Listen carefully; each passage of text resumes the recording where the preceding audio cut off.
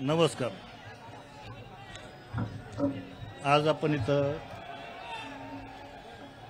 महाराष्ट्र संस्कृती जपण्याचा मेळावा आपण बनवला। या मेळाव्यासाठी उपस्थित राहिलेले माननीय शरदचंद्र पवार साहेब पक्षाचे प्रदेशाध्यक्ष शशिकांत शिंदे साहेब, खासदार माननीय अमोल कोल्हे साहेब,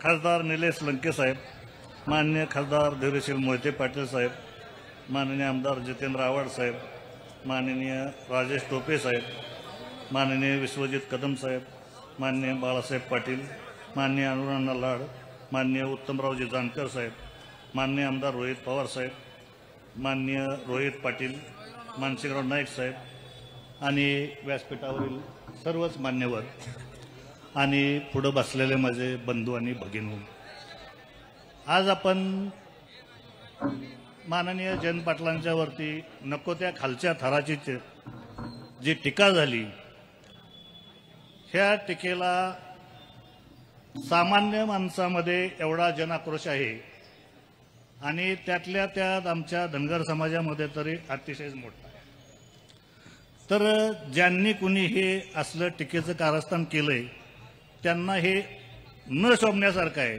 अतिशय खालच्या पातळीला जाऊन नीच प्रवृत्तीचे काम करणारी माणसं, जाती जातीमध्ये मतभेद घडवणं आणि कुठल्या तरी कृत्याचं कार्यक्रम लावणं, ह्या अशा लोकांना जनतेनं ताबडतोब धडा शिकवणं गरजेचं आहे।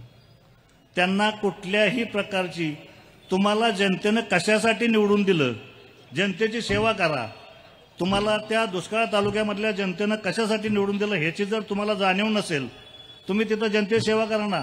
बाकीचे कशाला मापं काढीत बसता, कुठं नको ते, कुठं पण तोंड खुपसायची कशाला तुम्हाला सवय लागली आहे? नको त्या लोकांच्या वरती, लोकनेते राजाराम बापूंच्या वरती तुम्हाला बोलताना जरा लाज आणि शरम वाटायला पाहिजे होती। ह्या लायकीचे तुम्ही नाही आहेत, पण तुम्हाला अक्कल पाहिजे। ज्या लोकांनी तुम्हाला आज प्रतिनिधित्व दिलंय त्यांची लोक बघा, कुणी कुठल्या गोष्टीचा महागाई किती वाढली आणि कुठल्या गोष्टी कुठनं कुठंपर्यंत गेल्या ह्याच्यावरती तुम्ही कुणाचं लक्ष केंद्रित करत नाही। तुम्ही नको त्या बाजूला लक्ष केंद्रित करून नाही त्या गोष्टी लोकांच्या समोर आणायचा प्रयत्न करता, नको त्या गोष्टी पुढे आणून फ्लॅशमध्ये यायचा प्रयत्न करता।